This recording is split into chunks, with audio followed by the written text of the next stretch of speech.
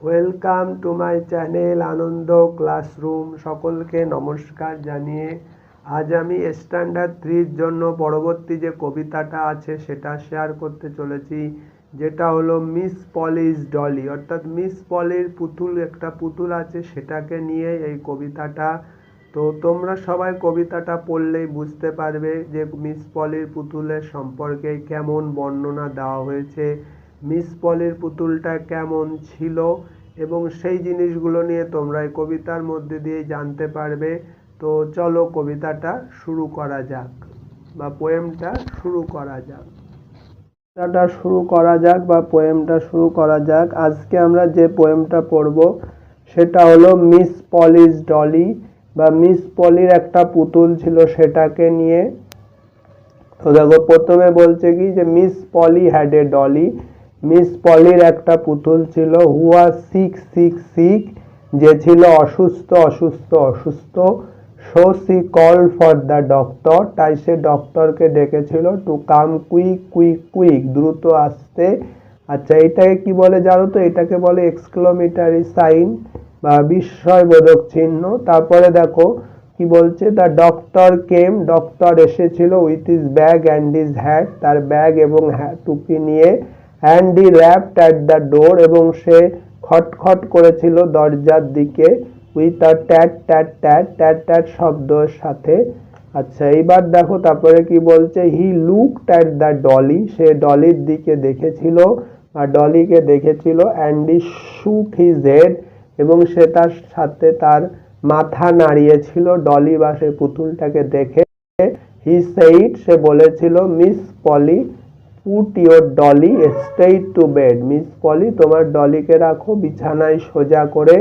তারপরে দেখো কি বলছে, হি রোট অন এ পেপার, সে একটা পেপার লিখেছিল, ফর এ পিল পিল পিল, একটা বালিশের জন্য।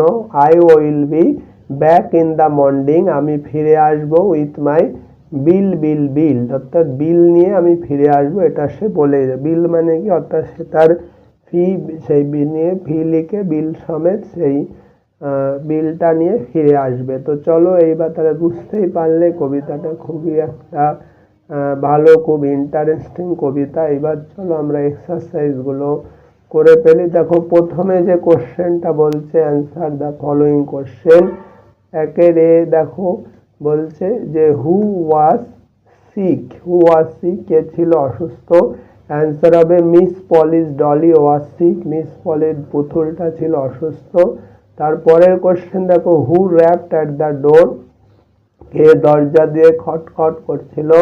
অ্যান্সার হবে doctor rapped at the door, doctor দরজায় খটখট করছিল বা ধাক্কা দিচ্ছিল।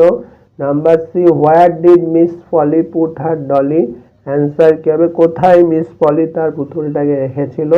অ্যান্সার হবে Miss Polly put her dolly straight to the bed, অর্থাৎ মিস পলি তার পুতুলটাকে কোথায় রেখেছিল, বিছানায় রেখেছিল। Miss Polly put her dolly straight to the bed.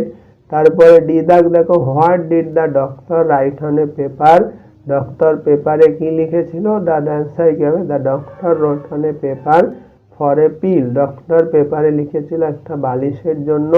এবার দুই দাগ দেখো, ফিল ইন দ্য ব্ল্যাঙ্কস, এখানে দেখো কবিতাটা পূরণ করতে হবে। দেখো পোয়েম থেকে তুলে দেওয়া আছে লাইনগুলো। কি বলছে, Miss Polly had a dolly, miss পলির একটা পুতুল ছিল। Who was sick sick sick, যে ছিল অসুস্থ অসুস্থ অসুস্থ। So she call for the doctor, তাই সে ডক্টরকে ডেকেছিল। To come quick quick quick, দ্রুত দ্রুত এবং দ্রুত আসতে।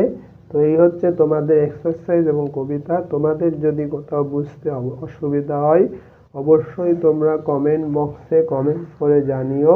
So that's all for today.